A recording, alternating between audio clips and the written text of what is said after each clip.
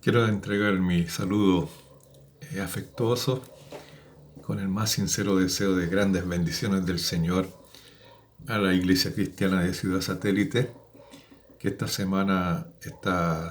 este mes está celebrando entonces su aniversario y me siento grato de poder tomar un tiempo para compartir con ustedes y también junto a mis estimados amigos ya de larga jornada, el pastor Juan Carlos y también todos los hermanos ahí que le acompañan en este servicio al Señor y que ha sido ya por bastantes años un lugar entonces de bendición para la comuna y también para el sector donde están ustedes localizados. El Señor les bendiga, les prospere, les guarde, les llene de satisfacción en esta próxima jornada y que en estos tiempos donde la iglesia tiene que adecuarse y convivir con una realidad tan complicada, entonces la gloria del Señor pueda resplandecer en sus vidas. Quiero a continuación referirme por la palabra y quisiera poner entonces algunas observaciones antes de comenzar a leer y a hacer una breve exégesis del texto que voy a citar.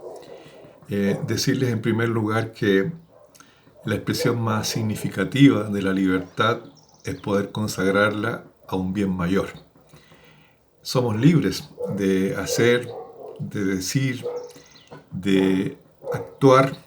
eh, Todo en el Señor tenemos permiso de poder hacerlo, siempre que todo eso sea encaminado entonces en algo que tiene que ver con la formación del carácter del Hijo de Dios en nuestras vidas, de Cristo el Señor.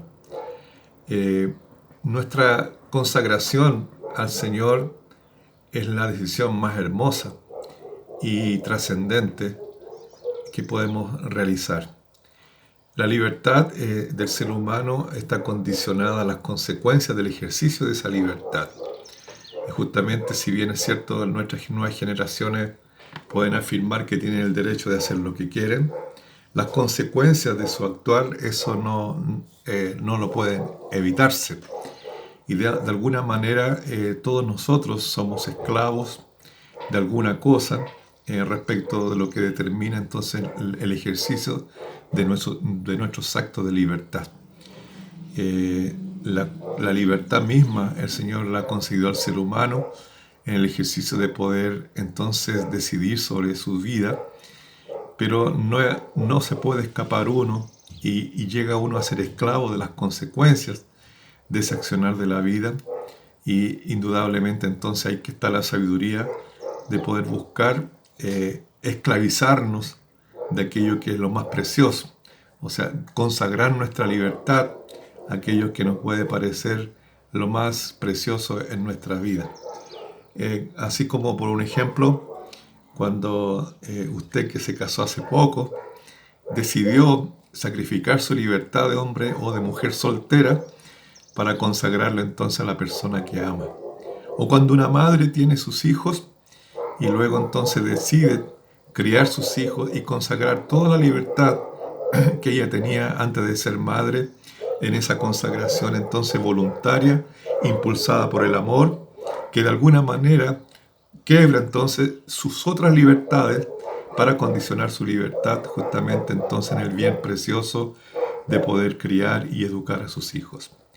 La palabra del Señor nos dice en Romanos 6, 17 y 18, pero gracias a Dios que aunque erais esclavos del pecado, habéis obedecido aquella forma de doctrina a la cual fuisteis entregados, y libertados del pecado vinisteis a ser siervos de la justicia. Antes nosotros estábamos esclavos del pecado que nos oprimía, el esclavo oprime, condiciona, cautiva, cauteriza. Pero hemos venido a ser ahora esclavos de la justicia. Y la justicia amplia, libera, da visión, extiende, expande la razón y la vocación humana. Entonces, aunque la palabra se usa del mismo modo en que antes éramos esclavos del pecado y ahora somos esclavos de la justicia, la diferencia está justamente en dónde, en qué aspecto yo he consagrado mi propia libertad Y qué gloria más grande es cuando en Cristo hemos consagrado nuestra libertad al Señor, porque el Señor es nuestra justicia.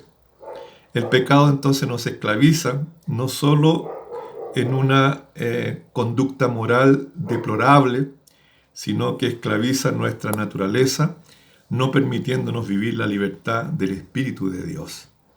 Dice el texto, un texto muy precioso en 2 de Corintios 3:17, dice, porque el Señor es el Espíritu, y donde está el Espíritu del Señor, allí hay libertad. O sea, cuando hemos sido llenos del Espíritu Santo y hemos nacido del Espíritu Santo, hemos nacido en el contexto más amplio, más glorioso, que da mayor estatura, dimensión, proporción a la propia existencia humana. Nadie que no viva cautivo o esclavo a la justicia del Señor y lleno del Espíritu Santo podrá reclamar algún día de sentirse oprimido, porque donde está el Espíritu del Señor, allí hay libertad. La libertad en el Espíritu nos hace esclavos del amor de Cristo. Y ese es mi planteamiento original para aquello que quería mencionar como introducción a un pasaje que en lo personal a mí siempre me bendice y que quiero compartirle con mucho cariño. Quisiera decir que gracias al Señor, que antes éramos esclavos del pecado, pero ahora somos siervos del Señor. Pero hay que reconocer esas características, reconocer cuál es el perfil, cuál es la realidad que identifica a un siervo y a una sierva del Señor, a la cual en esta mañana, en este tiempo de compartir, quisiera que usted tomara esta condición de decir, Señor, gracias a ti porque tú me libertaste del pecado, pero ahora yo quiero entender cómo consagrar esa libertad que me has dado hacia ti, hacerme esclava o esclavo de tu amor, hacerme un esclavo o una esclava por amor al Señor, servirlo a Él, no solo creer en Él, sino también servirlo a Él. El texto base de esta palabra está en el libro del Éxodo, en el Pentateuco. En el capítulo 21 dice esto, hablando el Señor a Moisés. Dice, estas son las leyes que le propondrás. Si comprares siervo hebreo, 6 años servirá, mas al 7º saldrá libre de balde. Si entró solo, solo saldrá. Si tenía mujer, saldrá él y su mujer con él. Si su amo le hubiere dado mujer, y ella le diere hijos o hijas, la mujer y sus hijos serán de su amo, y él saldrá solo. Y si el siervo dijere, yo amo a mi señor, a mi mujer y a mis hijos, no saldré libre. Entonces su amo lo llevará ante los jueces y le hará estar junto a la puerta o al poste, y su amo le horadará la oreja con lesna y será su siervo para siempre. Gracias al Señor por su palabra. Oramos que esta palabra de alguna forma nos bendiga y pueda entonces darnos luz acerca de cómo ser siervos del Señor, esclavos del Señor, esclavos por amor al Señor, siervos de la justicia del Señor, viviendo en la libertad del Espíritu, poder entonces consagrar esa libertad a la gloria y al nombre del Señor. Sé muy bien que toda madre, que todo esposo y toda esposa, que toda persona que ha vocacionado su vida en la intención de consagrar su vida en ese sentido de servicio, de alguna forma ya es un siervo y una sierva del Señor, indistintamente de todos aquellos que se han consagrado también para servir en la casa del Señor, como obreros, como ministros de la palabra, como aquellos que han de servir a los hermanos para la edificación del cuerpo de Cristo. Dice el texto aquí que el Señor, previendo la situación de que un hebreo viniese a ser esclavo de otro hebreo, que podría suceder esto justamente cuando un hebreo quedó endeudado con otro congénere, tenía la posibilidad de pagar la deuda, justamente no teniendo los recursos de hacerlo, sirviendo a esa persona. O sea, la ley le proveía la posibilidad de que esa persona pudiese pagar su deuda sirviendo como esclavo a otro. Y esta visión que está escrita acá coloca un límite, porque aquí hay un principio divino justamente al hecho de que todo hombre puede estar condicionado a una situación, pero Dios siempre le pone un límite. No hay situación que en la perspectiva de Dios pueda oprimir al hombre por la cual Él no haya establecido también la forma en que ese hombre sea libre. Y en este caso, ese hombre, no importando el tamaño de la deuda, cumplido los 6 años, entonces él tendría que salir libre.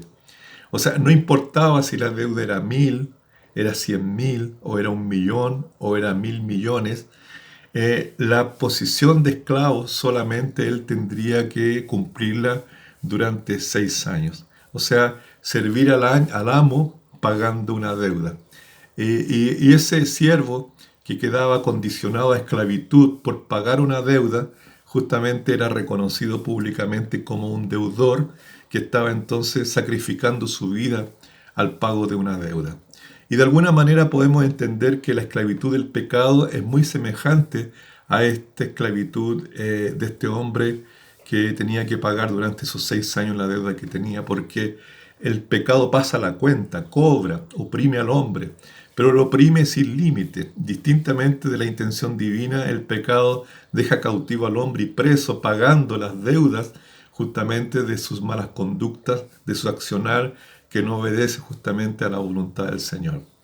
Pero aquí viene entonces la gran bendición de que ese hombre que estaba esclavo sabía que cumplidos esos 6 años, a la llegada del año del jubileo, del 7.º año, él tenía la posibilidad entonces de salir de esa casa donde estaba oprimido, pagando una deuda, y declarar entonces que estaba libre de toda deuda. Y aquí entonces la primera cosa que quisiera poder compartir con los queridos hermanos y hermanas, de que cuando nosotros hemos sido libres del pecado, ya nuestra deuda fue pagada por Jesucristo en la cruz del Calvario, y tenemos entonces la gloria de poder disfrutar el 7.º año, nuestro año de jubileo. Y esa es la condición primaria que debe haber en cada hombre y mujer, joven, señorita y aún niño que sirve al Señor, que se ha hecho esclavo por amor al Señor, que tiene que servir al Señor en el año del jubileo, en el año del gozo. De tal manera que la intención de esta palabra es justamente motivarle a usted a servir durante este tiempo que se allega a la vida de la iglesia con alegría, con gozo, con júbilo. Que no haya en nosotros ninguna carga ni ningún peso de tener que decir yo tengo que servir al Señor porque estoy obligado a hacerlo. Sin duda, cada vez que yo noto a algún siervo, alguna sierva de Dios con un pesar por causa de su servicio, yo le aconsejo que cese de hacerlo. Porque lo que Dios siempre estima por gozo es gente que ministre a Él, que le sirva a Él y que sirva también a su prójimo, que sirva a la iglesia y lo haga con alegría, con la conciencia clara de que no está pagando una deuda, que Él no ejerce por legalismo, que no está ejerciendo por el hecho de que ha sido culpable de algo y tiene que pagarlo, sino es consciente de que su deuda ya fue pagada en la cruz del Calvario, que ese 6.º día ya fue cumplido y su primer día de la semana, el día del jubileo, ya es parte de su vida y puede alegrarse en el Señor sirviéndole a Él con contentamiento. Entonces dice la palabra aquí, 6 años servirá, mas al 7.º saldrá libre de balde. Y yo gustaría aquí mencionar la palabra de gracia. Servirlo de gracia. Nosotros servimos al Señor por ningún otro motivo, sino que por gracia hemos recibido tanta bendición de parte de Él, y por gracia entonces le servimos, siendo recíproco a la actitud divina de habernos dado entonces en Cristo Jesús una salvación tan grande. Dice la Escritura aquí, si entró solo, solo saldrá. Si tenía mujer, saldrá él y su mujer con él. Si su amo le hubiera dado mujer y él le diere hijos o hijas, la mujer y sus hijos serán de su amo y él saldrá solo. Este segundo aspecto es tremendamente importante, no solo de tener la alegría de servir al Señor en el año del jubileo, en el año en que nuestras deudas ya fueron pagadas por el Señor, donde no estamos sujetos a la vida del legalismo religioso, que hay que pagar, que hay que pagar y que tengo que hacer mérito, sino que simplemente no hay, tengo conciencia clara que no hay mérito alguno que pueda satisfacer el corazón del Señor, sino simplemente como hijos o hijas agradecidas, servir y sacrificar nuestra libertad al servicio a Él por el amor, por amor. Dice aquí el texto, si su amo le hubiere dado. Y esta es la segunda característica que quisiera dejar en la mente de ustedes, es justamente el hecho de que cuando alguien tiene que sirve al Señor, lo sirve con una mentalidad de mayordomía, entendiendo claro que todo lo que tiene, que todo lo que ha recibido procede del Señor, que sea su familia, sea sus bienes, sea sus recursos materiales, sea todo aquello que le rodea, ha sido su amo que lo ha dado. Que el ejercicio de la bendición de Dios le ha llevado a reconocer justamente que todo lo que le rodea y lo que ha alcanzado en la vida se debe justamente a la acción amorosa del Señor. Entonces dice, si su amo le hubiera dado mujer, y así dice el texto, ¿no es verdad? Que el que gana esposa alcanzó la misericordia del Señor. O sea, cuando usted formó una familia, fue la misericordia de Dios que obró en su vida. Cuando usted está trabajando y haciendo y cumpliendo sus roles porque Dios le da la salud para poder ejercerlo. Si usted está ejerciendo cualquier cosa que demande inteligencia, como todas las cosas que son pertinentes a los quehaceres laborales, esa inteligencia y esa capacidad procede del Señor y es la gracia del Señor operando en nuestra vida en cada momento por su gran misericordia. Dice entonces, si tenía mujer saldrá él y su mujer con él. Si su amo le hubiera dado mujer y él le diere hijos o hijas, la mujer y sus hijos serán de su amo y él saldrá solo. Esa es la conciencia de mayordomía. Todo lo que tengo es del Señor. Todo lo que poseo es del Señor. Y en esa conciencia ahí viene una palabra muy grande de bendición.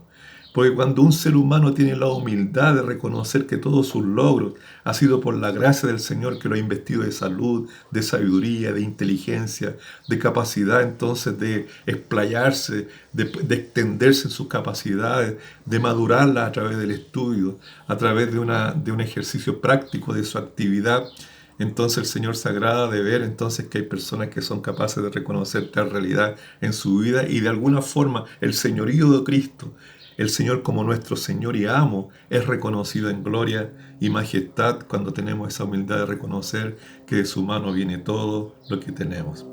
Entonces, y si el siervo dijere, yo amo a mi Señor, a mi mujer y a mis hijos, no saldré libre.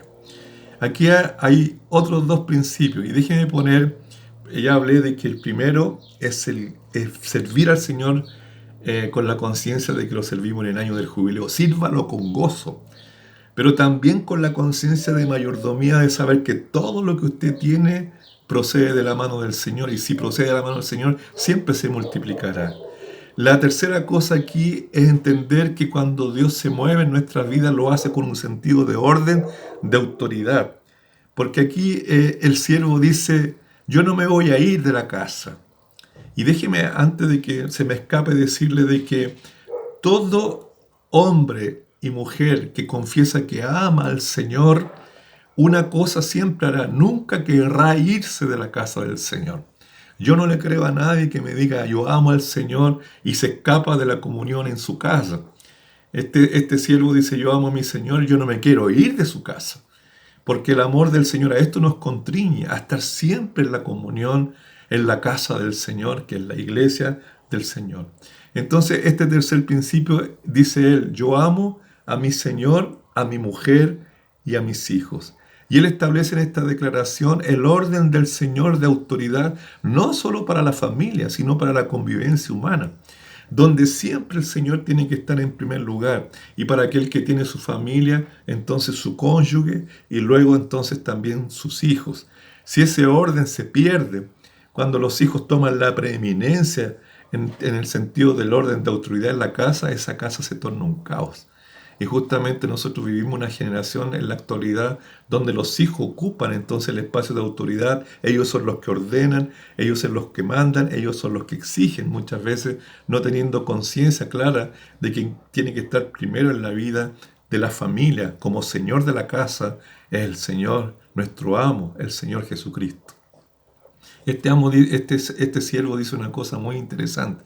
Yo amo a mi Señor, a mi mujer y a mis hijos. Y en este orden, él establece entonces el orden de sus afectos, de sus dedicaciones, el orden donde ejerce entonces su propia voluntad en servicio para el bienestar de aquellos entonces a los cuales forman su familia, los cuales constituyen su propia casa. Y aquí entonces viene también el cuarto aspecto que quisiera poner en este orden, cuando este siervo dice, yo amo a mi Señor. Y es aquí entonces donde se establece el principio fundamental, la motivación esencial que debe impulsar nuestro ejercicio de ser siervos y siervas del Señor, ser esclavos por amor. Yo amo a mi Señor, dice él a mi mujer, entonces dice, no saldré libre. O sea, yo tengo todo para ser libre, pero no saldré libre. Pondré a disposición de mi Señor mi propia libertad, porque en Él, en su espíritu, está la mayor alcance de amplitud que puede tener mi propia vida. No voy a sacrificar mi vida a ningún otro aspecto de la vida humana, sino primeramente al Señor, porque siendo siervo de Él soy verdaderamente libre. Qué paradoja tremenda es esa. Saber que siendo nosotros esclavos por amor al Señor, hemos alcanzado la plenitud de la libertad más grande que existe en todo el universo. Porque cuando le amamos somos verdaderamente libres. Entonces este hombre, este siervo, que ya había completado su 6º año, estaba a las vísperas de su salida, posiblemente para otros siervos ya que estaban en la misma situación, echa sus maletas para poder salir de su casa e irse y decir, por fin pagué mi deuda. No, este siervo aprendió a conocer a su amo durante esos 6 años y llega y hace una confesión llena que marca la plenitud del afecto que nosotros podemos tener cuando él dice, yo amo a mi Señor. Hay una cosa que aprendí durante todo este tiempo. Aprendí a reconocer la calidad y el carácter maravilloso que tiene mi amo y aprendí a no servirlo porque estaba obligado a hacerlo por causa del castigo que él me podía imponer, sino porque los niveles de afecto que yo cultivé con él se han hecho tan grandes y tan maravillosos que aprendí a amarlo. Y porque lo amo, entonces yo sacrifico mi libertad por amor de él. No saldré libre, no me iré de la casa, me constituiré de aquí en adelante en un esclavo por amor. Este texto que es muy maravilloso, porque es tan notorio cuando podemos definir las motivaciones por las cuales nosotros hacemos algo. Y la única motivación efectiva que Dios espera de usted y de mí para poder servirlo a Él en su casa, en nuestro hogar, en el trabajo, donde sea que estemos, donde esté nuestra área de servicio al Señor, podamos hacer distinguir claramente que la motivación que está en nosotros para hacerlo es porque le amamos. Y amar a nuestro Señor Jesucristo no es nada difícil. Cuando nosotros avanzamos en nuestra vida, vamos conociéndolo a Él y vamos dándonos cuenta que la calidad maravillosa de su amor, y podemos decir entonces que nosotros le amamos a Él porque Él nos amó primero, que la condición del afecto que Él tiene por nosotros es tan cautivante, es tan maravillosa que yo no tendría otra posibilidad en mi vida a no ser de poder servirlo con todo nuestro corazón, con todo mi corazón y con toda mi fuerza, con toda mi mente, con todo mi ser, como dice la palabra del Señor. Entonces dice la Escritura, no saldré libre. Entonces dice, su amo lo llevará ante los jueces. Y esto es un aspecto muy importante, porque nuestro servicio al Señor tiene que ser un servicio que esté sujeto a autoridad. El amo podría haber dicho perfectamente, que bueno que tú me amas a mí, te quieres quedar en casa. Muy bien, eso yo lo recibo como una cosa muy valiosa, pero es necesario dejar esto en el orden.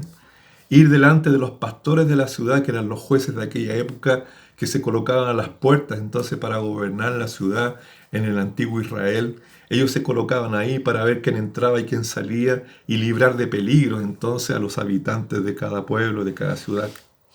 como es la tarea primordial que cada pastor tiene que ejercer de guardar entonces el rebaño. Ahí entonces dice que él lo lleva delante de los jueces, va a dar testimonio público delante de la autoridad que justamente se ha convertido en un siervo por amor. Y en este momento, este quinto aspecto es muy interesante, que cada que uno que sirve al Señor, aunque lo haga motivado por el gran amor que nosotros tenemos, tiene que ser siempre bajo la cobertura de un orden de autoridad, para que luego entonces esa autoridad de testimonio, que efectivamente ese hombre se está moviendo según el propósito de amor de haberse quedado entonces en la casa de su amo para servirlo. Entonces dice, su amo lo llevará ante los jueces y lo hará estar junto a la puerta o al poste. Esta imagen es muy hermosa, queridos, porque dice que el amo toma a este siervo que decide servirlo por amor, no por deuda, ya las deudas habían sido pagadas, no por el legalismo religioso o por algún provecho que él pudiera conseguir, simplemente motivado por el amor. Y dice que él lo coloca a la puerta, o sea, al poste, al umbral de su casa. Y lo coloca al lado de fuera, en el umbral, y delante del testimonio público de la gente que va pasando, y luego entonces le oraba la oreja. O sea, en la puerta él toma la lesna y le oraba la oreja, y una pequeña mancha de sangre entonces queda clavada ahí en ese poste. Esa imagen es muy maravillosa porque recordemos bien que en el tiempo de las plagas de Egipto, una de las cuestiones que liberó al pueblo de Israel de que sus hijos primogénitos murieran fue justamente que la sangre del cordero pascual fue entonces bañó el umbral, en la puerta, el poste de la puerta, y entonces el ángel de la muerte pasó de largo. De alguna forma entonces este pequeño sacrificio que hace el esclavo por amor representa también la cruz, el momento en que nosotros también nos crucificamos con el Señor. Él, aún habiendo hecho todo por nosotros, igualmente nosotros tenemos un pequeño precio a pagar, derramando en nosotros una pequeña carga de sangre, justamente para honrar aquello que el Señor hizo por nosotros en la cruz del Calvario. Hay en ese momento un pequeño derramar de sangre en la vida de ese siervo que lo une a la historia de la redención, porque también fue esa sangre del Cordero sin mancha que nos liberó y nos perdonó. O sea, cuando nosotros servimos al Señor, lo hacemos con una mentalidad de muerte, sabiendo que ya morimos, y estamos dando ese testimonio públicamente, como lo hizo en la imagen antigua, tan antiquísima, esta imagen del siervo por amor, que es puesto en el poste y luego entonces su oreja horadada, para así entonces dejar en él una huella permanente en su cuerpo. Dice entonces la palabra, y su amo le horadará la oreja con lesna y será su siervo para siempre. Y aquí es el otro también característica, es que nosotros le servimos al Señor con mentalidad de eternidad.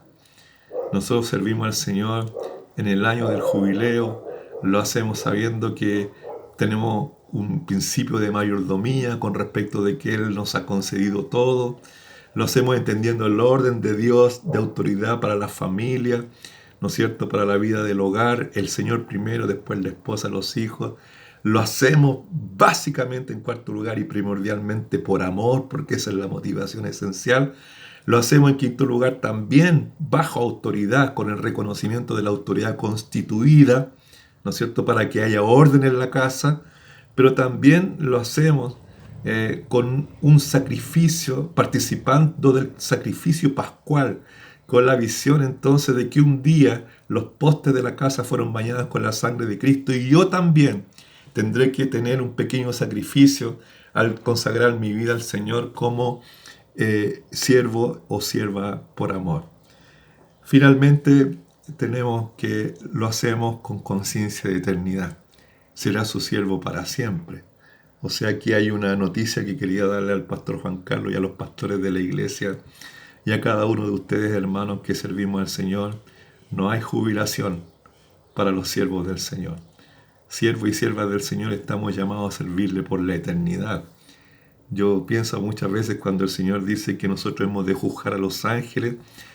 O sea, digo, Señor, el ministerio que estoy haciendo aquí terrenalmente es muy pequeño comparado al que me toca ejercer en el reino de Dios, porque yo voy a estar allí junto con todos mis queridos hermanos y hermanas, poniendo a los ángeles de nosotros, ante nosotros, diciendo: ¿dónde estuviste? Respóndeme, yo tengo necesidad de saber qué has estado haciendo, porque el Señor me ha revestido de esa autoridad como su sierva y su siervo para siempre. Ese para siempre es tan significativo porque significa que el amo se está disponiendo, está teniendo la disposición de colocarse al lado de su siervo para nunca abandonarlo. Y ahí se cumple lo que el Señor dice: y aquí yo estoy con vosotros todos los días hasta el fin del siglo. Y entonces la palabra del Señor dice entonces: y su amo le horadará la oreja y será su siervo para siempre. En esta visión que hemos tenido de este texto, quisiera entonces convidarles a ustedes a permitir que el Señor venga a orar algo en usted. Esta imagen, como última característica, quería dejársela en la mente. La oreja de ese hombre quedó perforada. Y cada vez que él caminaba por la calle, donde sea que fuera, las personas miraban a él, miraban su oreja, la veían perforada y decían: ahí va un esclavo por amor, ahí va una sierva, un siervo por amor. Qué grande debe ser el amo que él tiene. Qué maravilla de persona debe ser aquel que se constituyó como su Señor. Porque una persona que tiene una identidad clara y específica, que puede ser vista y reconocida por aquellos que le rodean, glorifica a su Señor. Ese esclavo tenía una marca en su cuerpo. Y eso nos dice entonces que nuestro servicio al Señor, que tiene todas esas motivaciones esenciales basadas en el amor, tiene que dejar una marca muy específica en nuestra propia vida, en la cual los demás puedan recibir testimonio, por la cual los demás puedan entender que nuestro Señor, que nuestro amo es maravilloso, que Él es digno de honra, que Él es digno de gloria. Paseando por las calles de Jerusalén, ese siervo andaba y ¿qué hacía la gente?